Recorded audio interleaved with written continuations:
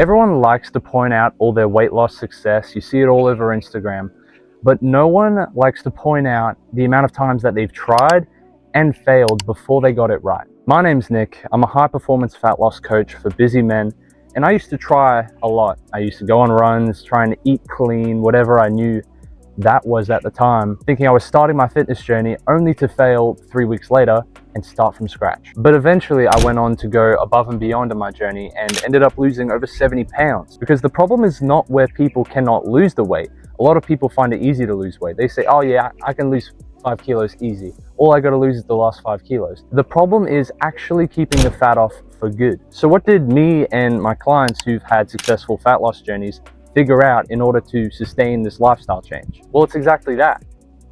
It's a lifestyle, not a diet, not a workout regime, not a season, not just something we try. It's not a winter rock or self-improvement September or any of that bullshit. These are all things we try. You can try and even work with a fitness coach. It doesn't mean you're going to get the result. That's why I'm very picky about who I choose to work with. Because some people try and then some people live.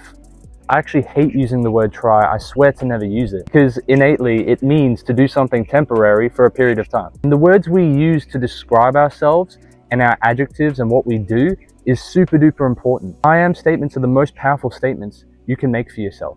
So even if you are a fat fuck, say, I am an athlete. I am a dedicated gym goer. I am someone who is conscious about my health. I'm someone who cares. This may all seem alien to you, but I promise you, if you sit in that uncomfortable period of being a faker, then eventually you will become that and you will have results to prove and back up what you've been telling yourself this entire time. You are a high performer.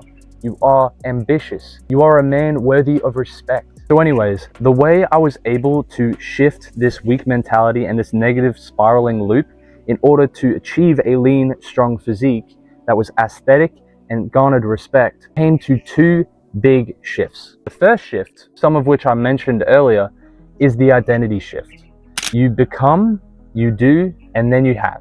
Notice how I said you become before you do. So many people think it's do, become, have. But the difference is when you do something, you know it's only going to be temporary. How many things have you done in your life that you knew subconsciously was going to be temporary and you never made it a habit? That's probably 95 to 99% of everything you've done in your life. It's only the few things like brushing your teeth and having a shower. And to be honest, those were really hard to become habits in your life, I'm guessing, because your parents had to teach you how to shower and teach you, what shampoo to use or whatever bar of soap to use and how to brush your teeth properly. That took tons of training when you were a kid. And now they're habits. You have a habit of probably starting work at 9 a.m. It's because you became the man who is capable of being able to work hours and hours and getting a good salary. You have to become before you do. Think about it. You don't go into work and just start doing. You have to become first. You have to apply with a resume. You show that company that they can go further with you in it. Just how it works in the business world, it works in the fitness world. You don't go to the gym and think that you have the dedication of Ronnie fucking Coleman. It takes you making a commitment to yourself, making you realize, okay, training my body to be physically fit. This is something that I'm gonna do for the rest of my life. As a man, it's something that we owe ourselves to discover our true strength, to discover how good looking we can become, to reap the benefits of that, the strength, the admiration, the respect. That's something you gotta soak in now when you're not at your dream physique. And then, only then, you have become the person who can start doing, and therefore 3, 6 months, 9 months, a year, however long it takes, you will have it. You will have that ideal body, the one that you can take your shirt off on the beach, the one that gets attention, the one that has women looking at you a different way, one that helps you command respect when you walk into every new room, whether it's in business settings, whether it's in social settings. That is how you create the identity shift that will help you reach your goal. The second key shift is to fear the right things. The reality is no one's fearless. Everyone who says, oh, I fear nothing, it's absolute bullshit. Everyone fears something. So why not be calculated with what you fear to help motivate you and give you the discipline to take the actions to go on the right path. Now, you might fear slightly having to go to the gym and do squats, do deadlifts, do something extremely difficult and extremely painful. But you also fear 20 years from now having a worse physique than you do now, being morbidly obese, maybe being diagnosed with some illness, or maybe not being able to protect and play with your family, with your future kids. You might fear the feeling of knowing that you might die 10 to 20 years earlier than you should due to the fact of you not taking care of your health. You might just fear that you'll just stay the same for the rest of your life. That's a pretty vague thing to say, but for me, that's just scary. Why would I want to stay the same for the rest of my life? I want to be moving somewhere. That's something you actually think about, because for me, that would, make my hair stick out. And that's what you fear over the short-term thing that's right in front of you. Going to the gym, putting on the shoes, being on your phone, and choosing between a healthy meal and a convenience junk food. This fear is nothing compared to that. So if you focus on fearing the right things, then you will move forward much, much faster, and you'll stay on the path. If a mouse is in a cage and cheese is on one side, then he might, go have a bite every now and then. He has cheese, that's great, he's satisfied.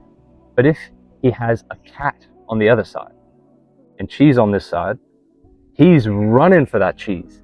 He's making sure he gets all of it. He just doesn't want to be where the cat is. So something to not only strive for, but something to run away from. This is a saying that I like to say that illustrates this perfectly.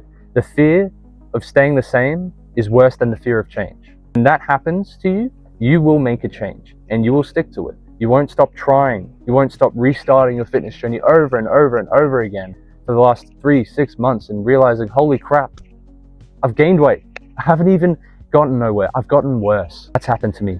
That happened to me for my first 2.5 years of lifting, of being on my fitness journey, plateauing, regaining weight, having a bad relationship with food, until I figured out this key identity shift, knowing what to fear to make sure I stood on the right path and I learned what I had to learn to get to my goal. You'll crush any fitness goal you have in front of you, even if it seems impossible. Hell, I couldn't even imagine that I was able to achieve the physique I did, starting from where I started. I thought I had bad genetics. I just thought it wasn't something that was for me in this lifetime to achieve that. But all because of the key shift in identity and mindset, it happened. I want it to happen for you as well. Take this with you on your fitness journey and finally achieve these goals. And if this life philosophy and mental framework resonated with you, feel free to share a comment below on your thoughts. Share it with people who you really care about, who you want to see succeed on their fitness journey as well. And remember, leave no more lost potential.